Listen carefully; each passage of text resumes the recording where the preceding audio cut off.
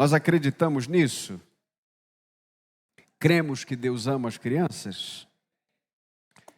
Segunda pergunta, estamos investindo nas crianças?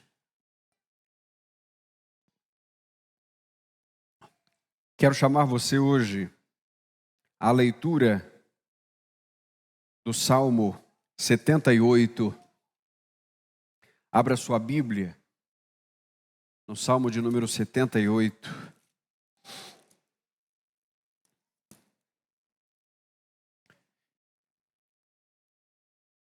E nós vamos ler os primeiros 8 versículos desse salmo, que tem a ver com a nossa responsabilidade em tratar das coisas de Deus com a geração posterior. E o texto diz assim: meu povo, escutai meu ensino, inclinai os ouvidos às palavras da minha boca. Abrirei a minha boca em parábolas e proporei enigmas da antiguidade, o que temos ouvido e aprendido, e nossos pais nos têm contado. Não os encobriremos aos seus filhos. Contaremos às gerações vindouras sobre os louvores do Senhor, seu poder e as maravilhas que tem feito. Porque ele estabeleceu um testemunho em Jacó e instituiu uma lei em Israel, ordenando aos nossos pais que os ensinassem a seus filhos, para que a futura geração os conhecesse, para que os filhos que nasceriam se levantassem e os contassem a seus filhos, a fim de que pusessem sua confiança em Deus e não se esquecessem das suas obras, mas guardassem os seus mandamentos, e que não fossem como seus pais, geração teimosa e rebelde, geração inconstante, cujo espírito não foi fiel para com Deus. Amém. Oremos ao Senhor mais uma vez. Obrigado, Senhor, pela tua palavra. E agora nós te pedimos que o Senhor ministre essa palavra no nosso coração. Nos dá, ó Deus, do entendimento daquilo que o Senhor deseja que entendamos na tua palavra. Em Cristo Jesus oramos. Amém, Senhor. Esse é um salmo de Asaf, e é um salmo que mostra como a salvação de Deus chegou para um povo infiel. O contexto desse salmo, ou pelo menos a razão dele, é muito clara. Deus sempre ordenou, grave isso, Deus sempre ordenou que a sua palavra fosse ensinada de geração em geração. Vamos repetir isso juntos aqui. Deus sempre que a sua palavra fosse ensinada de geração em geração. Essa é uma exigência de Deus. A lei de Deus e o ensino da lei de Deus é algo que Ele exige do seu povo. Eu quero começar aqui com vocês a fazer um retrospecto de quando o Senhor começou a falar, ou quando claramente isso ficou para o povo como uma instrução. E eu quero convidar você que use a sua Bíblia agora, deixe a sua Bíblia aberta, e vamos ao texto de Deuteronômio capítulo 6. Abra aí Deuteronômio capítulo 6. Você certamente tem uma Bíblia, e você trouxe. Veja o que diz a santa e bendita palavra de Deus. Estes são os mandamentos, os estatutos e os preceitos que o Senhor teu Deus mandou ensinar-te, a fim de que os cumprisses na terra a qual está indo para possuir, para que temas o Senhor teu Deus e guardes todos os seus estatutos e mandamentos que eu te ordeno, tu, teu filho e o filho de teu filho, todos os dias da tua vida, e para que os teus dias se prolonguem. Ó Israel, ouve e tenha o cuidado de guardá-los, para que vivas bem e te multipliques muito na terra que dá leite e mel, como o Senhor, Deus de teus pais, te prometeu. Agora leamos juntos versos 4 e 5, que é um dos textos mais marcantes do Antigo Testamento. Ouve, ó Israel, juntos: o Senhor nosso Deus é o único Senhor. Amarás o Senhor teu Deus de todo o teu coração, com toda a tua alma e com todas as tuas forças. Esta é a instrução que perpassa as gerações de Israel e chega até o Novo Testamento. Portanto, veja, este é o ensinamento que deve ser passado de geração em geração. Deus é o único Deus e deve ser amado. E veja os versos 6 a 9, que também estão repetidos no capítulo 11, de 18 a 20. Leia comigo. E estas palavras que hoje te ordeno estarão no teu coração, e as ensinarás a teus filhos, e delas falarás sentado em casa e andando pelo caminho, ao deitar-te e ao levantar-te.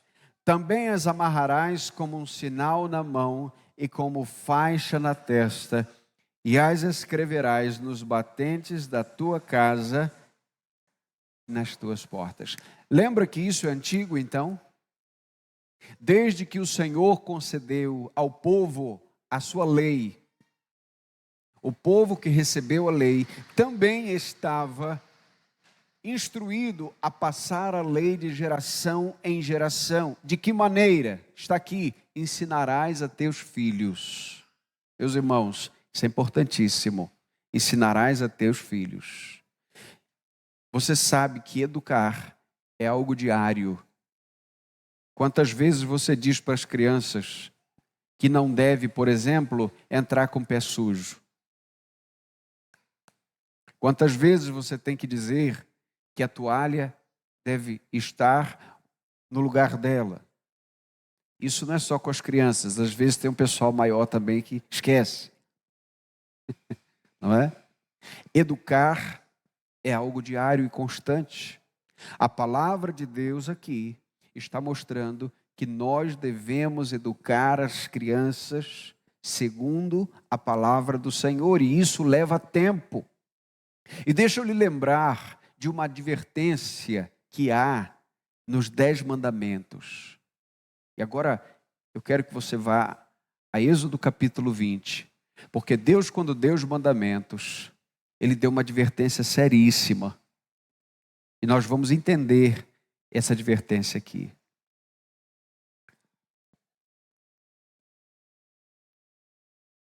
Êxodo 20, versículo 1. Então Deus falou todas essas palavras. Veja como começam os 10 mandamentos, gente. Eu sou o Senhor teu Deus que te tirou da terra do Egito, da casa da escravidão. Olha só, os 10 mandamentos começam assim. Eu sou o Senhor teu Deus. Não terás outros deuses além de mim. Não farás para ti imagem esculpida, nem figura alguma do que há em cima no céu, nem embaixo na terra, ou nas águas debaixo da terra. Não te curvarás diante delas, nem as cultuarás, pois eu, Senhor, teu Deus, sou Deus zeloso. Agora leia comigo. Eu castigo o pecado dos pais nos filhos até a 3ª e 4ª geração daqueles que me rejeitam. Mas sou misericordioso com 1000 gerações dos que me amam e guardam os meus mandamentos. Agora veja aqui. Esse é um texto muito confuso para muita gente. Porque este é um texto, e talvez seja o texto áureo, daqueles que acreditam na maldição hereditária. Você sabe o que é maldição hereditária? À luz do pessoal que prega, né? Aqueles que pregam a maldição hereditária dizem que os filhos recebem o castigo pelo pecado dos pais, porque esse texto diz isso. Mas veja, não é isso que esse texto está querendo dizer. E deixa eu lhe dizer, essa é uma advertência. E eu quero fazer mais uma vez aqui, já há bastante tempo, eu expliquei esse texto aqui para vocês, mas creio que uma vez mais precisamos compreendê-lo, já que faz tanto tempo. Esse texto trata, meus irmãos, de uma geração que não teve geração igual. Assim como na geração de Jesus, poucas pessoas, ou seja, aquela geração, naquelas circunstâncias, foram as pessoas que viram Jesus. Da mesma maneira, nessa geração aqui, somente ela estava no Sinai, ou perto do Sinai, recebendo a lei de Deus. Então, grave. O Senhor deu a uma geração uma lei que não existia. Então, esta geração está aqui. E agora o Senhor está dizendo, vocês precisam passar esta lei adiante. Acompanhe o raciocínio. No capítulo 5 de Deuteronômio, quando Moisés diz ao povo sobre o dia e sobre a maneira que Deus entregou os 10 mandamentos, no Deuteronômio ele faz uma recapitulação de tudo que aconteceu. Ele é minucioso em dizer, acompanhe comigo Deuteronômio capítulo 5, versículos 2 a 5. Abra sua Bíblia e marque, grife isto aí, escreva do lado. Olha só o que ele disse, Deuteronômio 5, 2 a 5. O Senhor nosso Deus fez uma aliança conosco no Horebe. Olha a frase que ele usa. Não foi como nossos pais. Vamos repetir isso. Não foi como nossos pais, que o Senhor, com os nossos pais, que o Senhor fez essa aliança. Mas conosco, sim, com todos os que estão aqui hoje, vivos. O Senhor falou conosco no monte, face a face por meio do fogo. Então veja, olhe para cá agora. Moisés pega essa geração e diz o seguinte, nós somos uma geração diferente dos pais. Por quê, gente? Porque os pais não viram a lei de Deus. Eles não receberam a lei de Deus, tudo bem? Então eles são diferentes da gente. Agora veja, vá a Deuteronômio 11, que ele vai dizer outra coisa. Ou vai dizer a mesma coisa de outra maneira. Deuteronômio 11, de 1 a 3. Amarás o Senhor, teu Deus, e guardarás as suas normas e seus mandamentos todos os dias. Agora leia o verso 2 comigo. Considerai hoje que não sois como vossos filhos, que não conheceram, nem viram a instrução do Senhor, vosso Deus, sua grandeza, sua mão forte, seu braço estendido, seus sinais e as obras que fez no Egito ao faraó, rei do Egito e toda a sua terra. Agora olhe para cá. Lembra que Moisés disse àquela geração do Sinai, vocês não são como os pais de vocês. Eles não viram. Agora ele diz o seguinte, vocês não são como os filhos, porque os filhos também não viram. Ou seja, vocês têm a responsabilidade, primeiro, que seus pais não tiveram, porque eles não tinham a lei. Essa lei hoje vocês têm. E vocês não são como os filhos de vocês, por quê? Porque eles vão precisar receber a lei que vocês receberam. Então tem um detalhe, olha só. Quando o Senhor fala que castiga o pecado dos pais nos filhos até a 3ª e 4ª geração, Deus está dizendo para este povo que recebeu a lei, vocês precisam passar a palavra de Deus para as gerações futuras, porque agora vocês têm. Antes não tinha não, agora tem. Só que tem um detalhe. Tem um detalhe. Se os filhos de vocês não receberem essa lei, se os filhos de vocês não conhecerem, não foi porque eu não passei, porque eu já passei a lei. E quando eles pecarem, eu não vou aliviar as consequências, porque a lei existe. Então passe a lei para eles, passe a palavra para eles, porque quando eles errarem, eles precisam saber que estão errando. Porque tendo a palavra e eles não recebendo a palavra, o pecado terá consequências. Portanto, o pecado dos pais que chega aos filhos até a terceira e quarta geração é o pecado da omissão, de não falar para eles a palavra de Deus. Tudo bem? Mas veja que o próprio Senhor diz que Ele é misericordioso com 1000 gerações. E aqui está uma misericórdia maravilhosa, que no texto quer dizer infinita. Por que isso aqui é importante, gente? Primeiro, isso tira de nós o peso da maldição hereditária. Não, porque lá em casa, fulano bebia, fulano fazia isso, tem aquilo, e eu estou meio com karma, assim. Gente, as religiões kármicas não tem nada a ver com o evangelho. Tudo bem? Você pode ser afetado e muito, e profundamente afetado pelos padrões.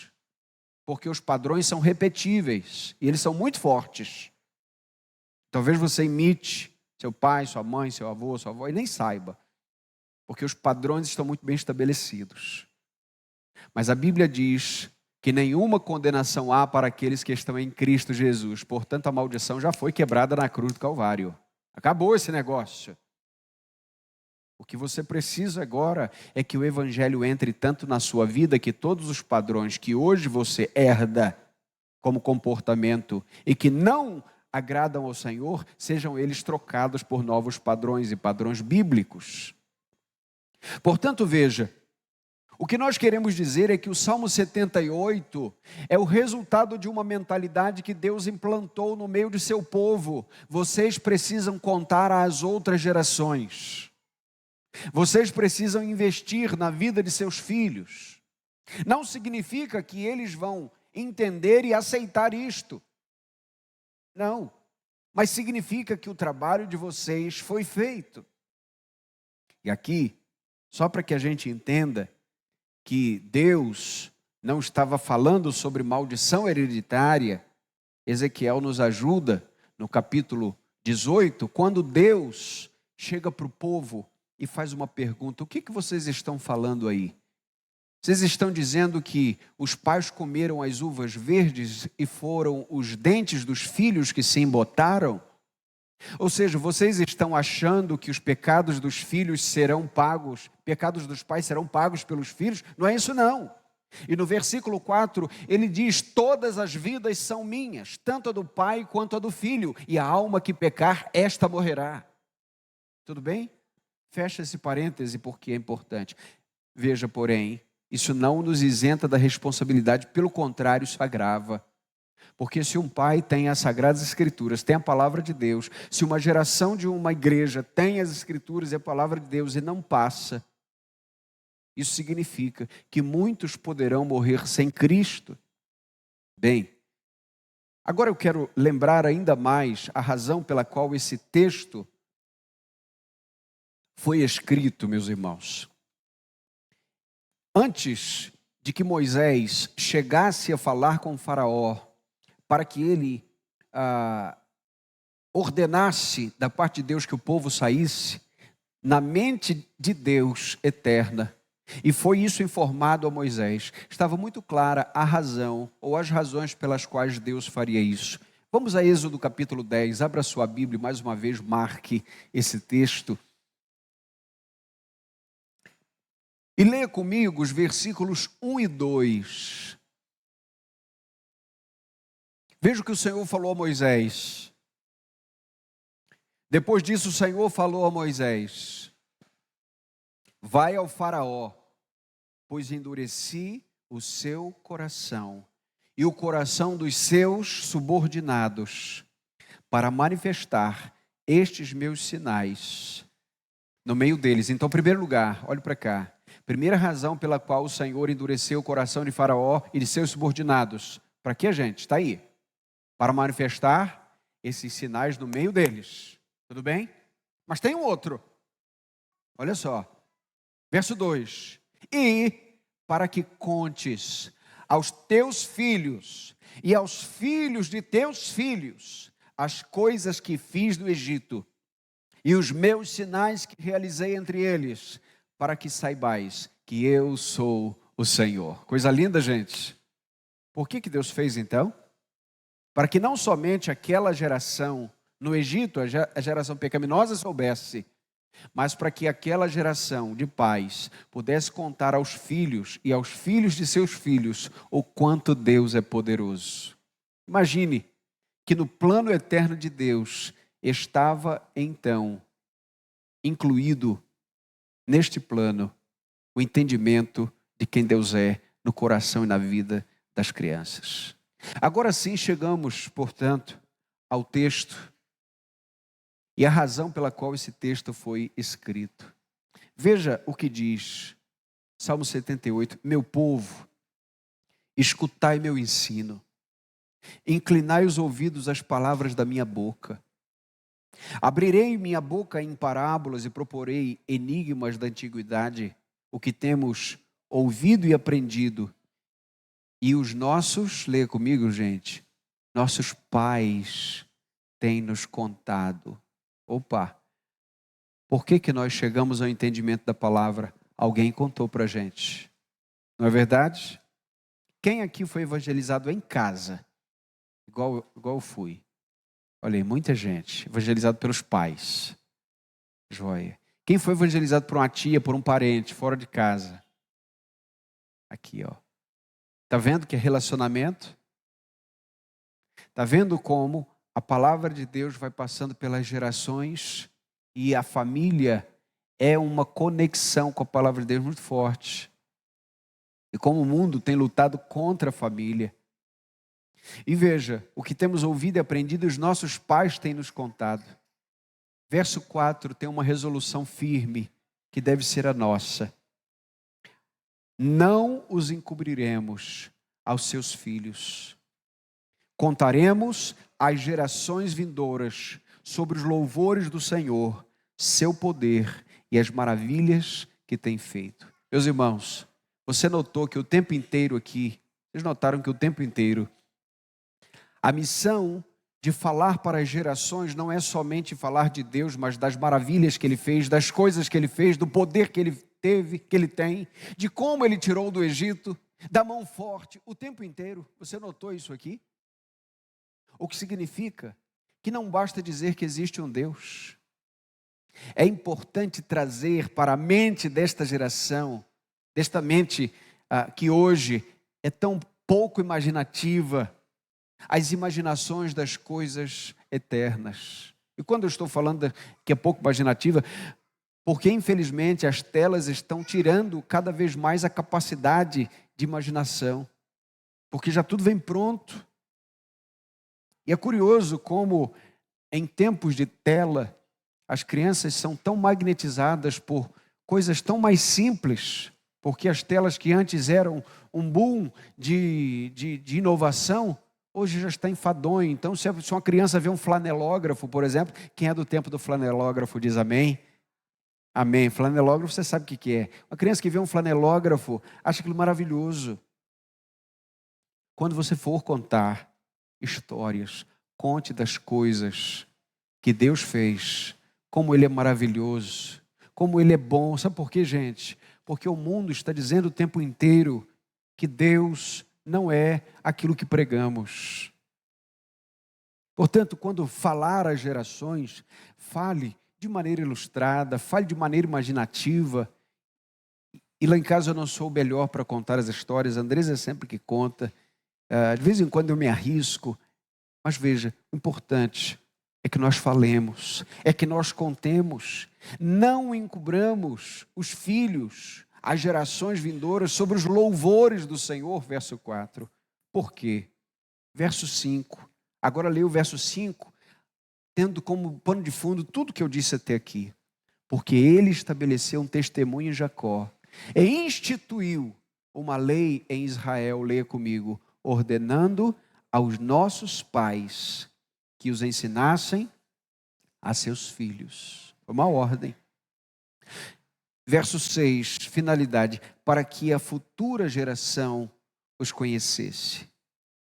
Para que os filhos que nasceriam se levantassem e contassem a seus filhos. Agora veja, o que o salmista está dizendo é que há um risco que corremos de um pulo geracional, ou seja, se um pai ou se os pais dessa geração não contam aos seus filhos as maravilhas de Deus, a geração seguinte, ela não terá essa palavra. Ela não terá essa verdade. E esse é o método de transmissão da palavra desde que o mundo é mundo. A palavra é escrita, é certo. Mas nós precisamos contar a palavra do Senhor, pregar a palavra do Senhor. Isso também é verdade no meio da igreja. A segunda carta de Paulo a Timóteo, no capítulo 2, no versículo 2, Paulo disse a Timóteo: Timóteo, o que você ouviu de mim, diante das muitas testemunhas, passa a homens idôneos e fiéis, para que estes passem a outros. Ou seja, você tem Timóteo, você tem Paulo passando para Timóteo, Timóteo passando para homens fiéis e homens fiéis passando para outros. E é assim que chegamos aqui hoje. O evangelho não morre, gente, porque o evangelho é contado de geração em geração. Portanto, considere que as crianças também precisam ouvir a palavra de Deus. E o verso 7 diz: a fim de que pusessem sua confiança em Deus e não se esquecessem das suas obras, mas guardassem os seus mandamentos. Vamos repetir a primeira frase aqui. A fim de que pusessem a sua confiança em Deus. Mais uma vez, a fim de que pusessem a sua confiança em Deus. Você está vendo a geração sem precedentes de crianças ansiosas que temos hoje? Criança que não tem mais toco de unha para roer, que já roeu tudo. Criança que precisa agora correr para as terapias como se fosse o último remédio da alma. Crianças que não dormem, demoram a pegar no sono, com distúrbios alimentares. Veja, nós não queremos confundir quadros clínicos aqui com questões espirituais, mas nós estamos tratando aqui que em muitos casos, e não poucos, são crianças também que não aprenderam a confiar no Senhor. Veja, o caminho da confiança em Deus, o caminho da oração. Meu irmão, minha irmã, é tão importante que nós entendamos que nós temos várias oportunidades para ensinar os filhos a que confiem no Senhor.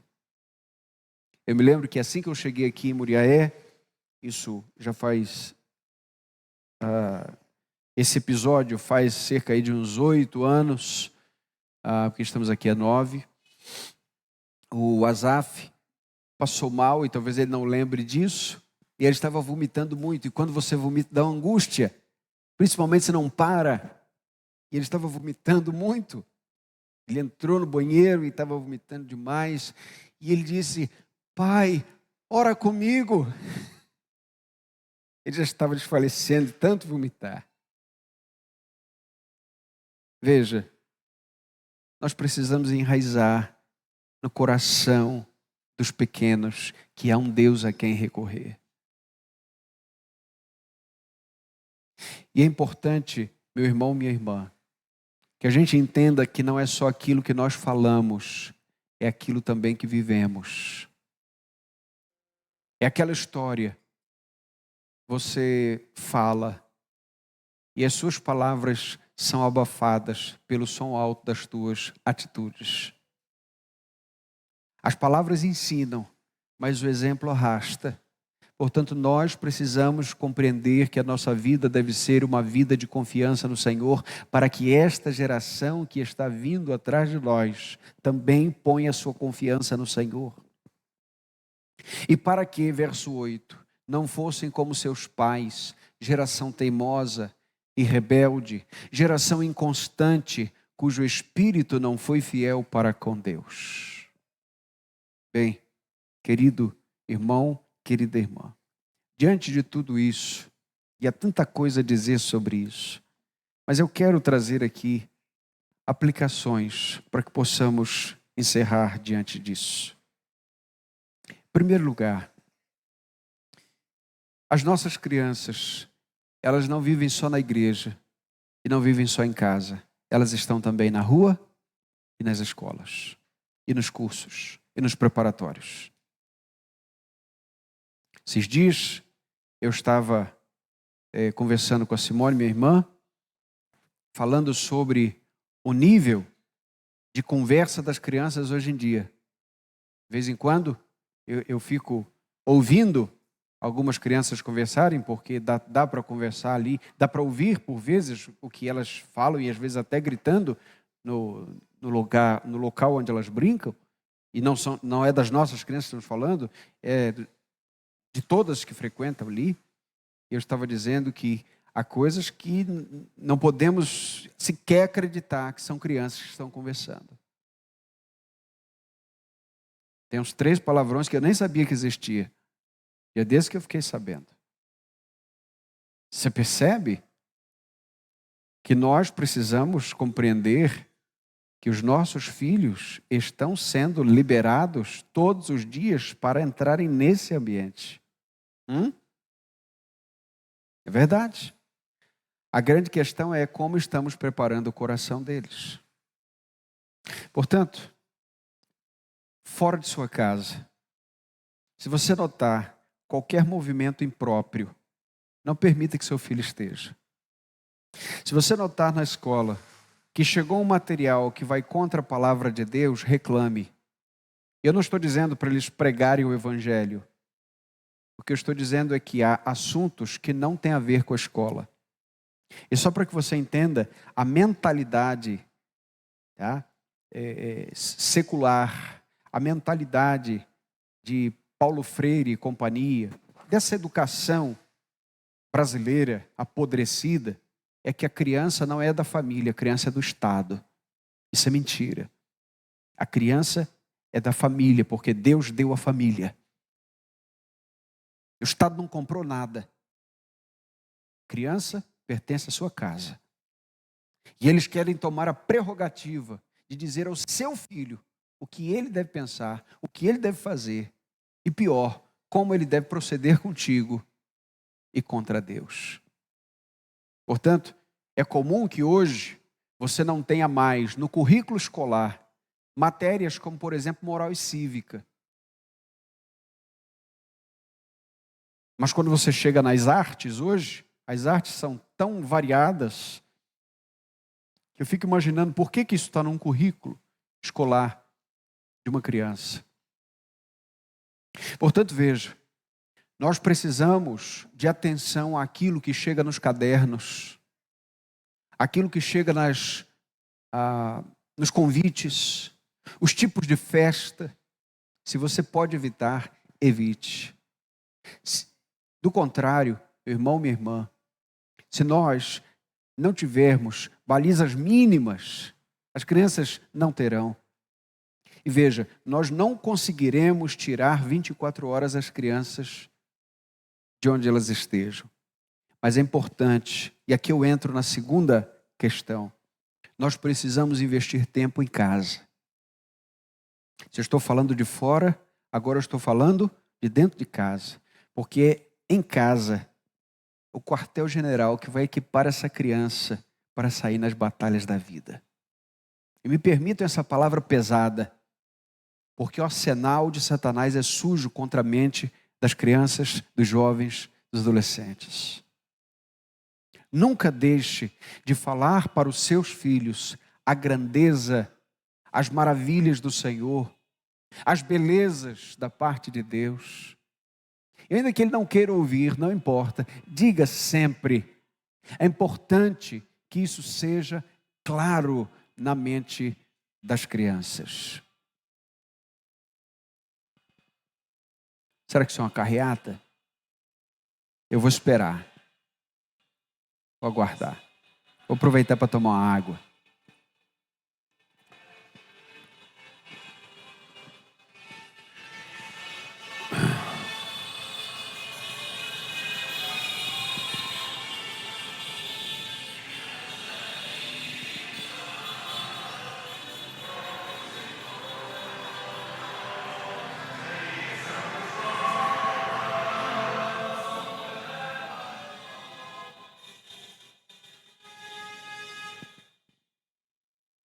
Uhum.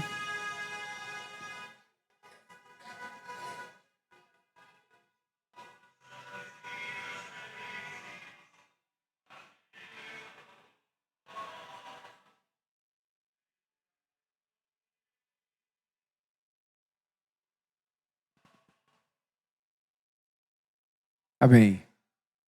Vocês estão incomodados com isso? Incomoda. Mas isso não é nada perto do que virá. Um dia ainda invadirão as igrejas para prender os crentes. Isso é só falta de respeito. Um dia a nossa liberdade será tirada. Mas veja, louvado seja Deus que nós temos a liberdade em Cristo Jesus. Paulo disse, eu estou preso, mas a palavra de Deus está livre. Portanto, vá preparando o teu coração para o dia da adversidade que chegará, não é se, chegará cedo ou tarde. Fecha parêntese.